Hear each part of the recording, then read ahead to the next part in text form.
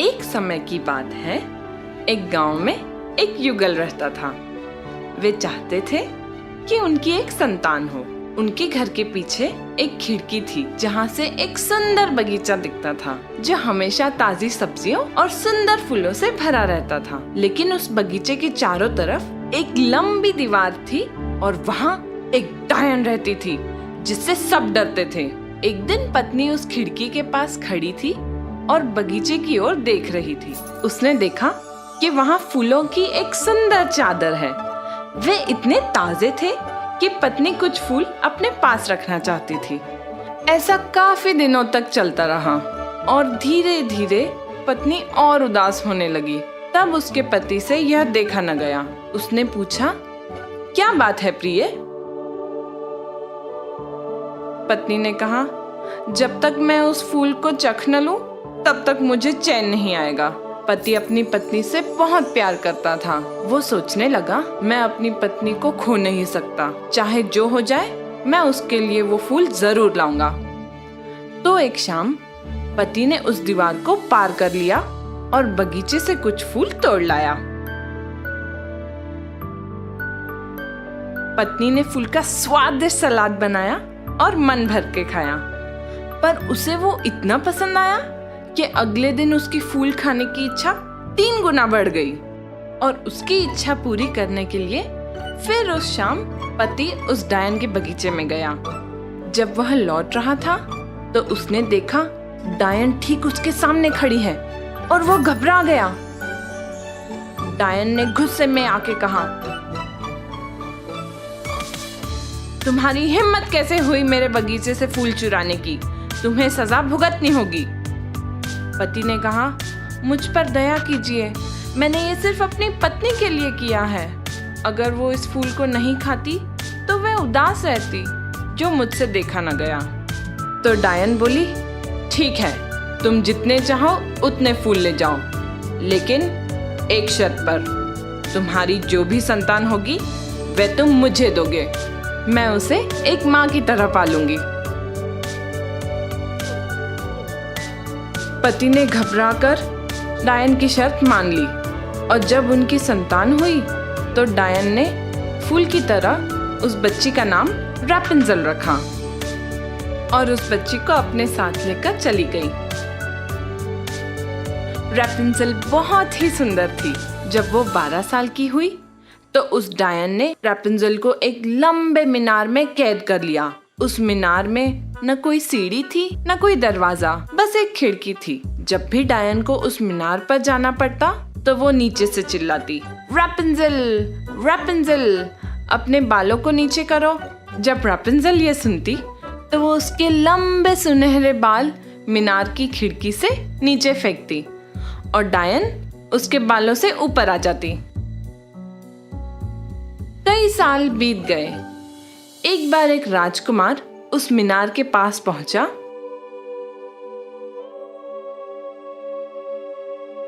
और उसने एक मधुर आवाज सुनी। वो वहीं उस आवाज को सुनने लगा। रैपुंज़ेल अपने अकेलेपन को मिटाने के लिए गीत गा रही थी। राजकुमार को उससे मिलने की इच्छा जागृत हुई और वो उस आवाज तक पहुंचने के लिए दरवाजा खोजने लगा, लेकिन उसे कुछ नहीं मिला। वो मायूस होकर वापस लौट गया, लेकिन रैपुंज़ेल की आवाज उसके दिल को छू गई थी। तो वो राजकुमार रोज उस मीनार के पास जाकर रैपुंज़ेल की मधुर आवाज सुनने लगा। एक दिन वो चुपके से रैपुंज़ेल की आवाज सुन रहा था तो उसने डायन को मीनार में जाते हुए देखा।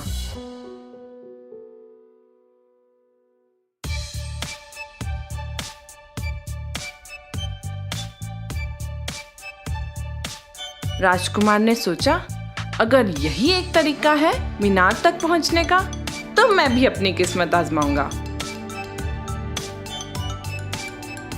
अगले दिन जैसे ही शाम हुई, राजकुमार उस मीनार के नीचे से चिल्लाने लगा, रैपुंज़ेल, रैपुंज़ेल, अपने बाल नीचे करो। और रैपुंज़ेल ने अपने बाल नीचे किए और राजकुमार मीनार तक पहुंच गया। रैपुंज़ेल उसे देखकर घबरा गई, क्योंकि आज तक उसने किसी आदमी को नहीं देखा था।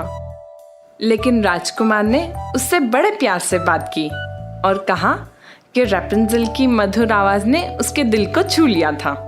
रैपुंज़ेल ने सोचा, ये राजकुमार कितना जवान और सुंदर है, और रैपुंज़ेल ने उससे शादी करने का निर्णय लिया। उसने कहा, मैं तुम्हारे साथ चलूंगी, पर हम इस मीनार से निकलेंगे कैसे?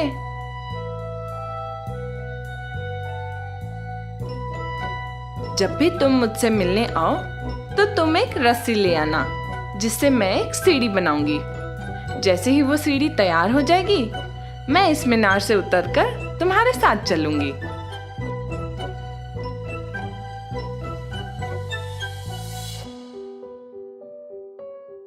डायन को इस बारे में कुछ पता नहीं था। जब एक दिन रैपुंज़ेल ने कहा, माँ, ऐसा क्यों है कि आप मेरे बालों से धीरे चढ़ते हो और राजकुमार पलक झपकते ही चढ़ जाता है? डायन ने कहा, ये मैं क्या सुन रही हूँ? मुझे लगा कि मैंने तुम्हें पूरी दुनिया से छुपा कर रखा है और तुमने मुझे धोखा दिया। गुस्से में आकर डायन ने रैपुंज़ेल के लंबे सुनहरे बाल काट दिए। डायन इतनी कठोर दिल थी कि उसने रैपुंज़ेल को एक सुनसान जगह पर छोड़ दिया।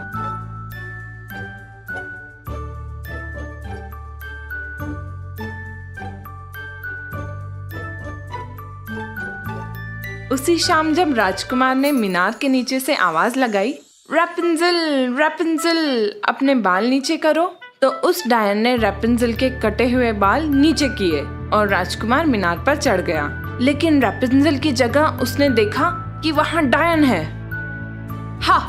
डायन ने कहा, तुम्हारी प्रिय रैपुंज़ेल यहाँ नहीं है, तुम उससे कभी नहीं मिल पाओगे। राजकुमार ने दुख में मीनार से छलांग लगाई, लेकिन मीनार के नीचे जो कांटे थे वो उसकी आंख में चले गए। बेचारा अंधा राजकुमार मायूस होकर जंगल में रहने लगा।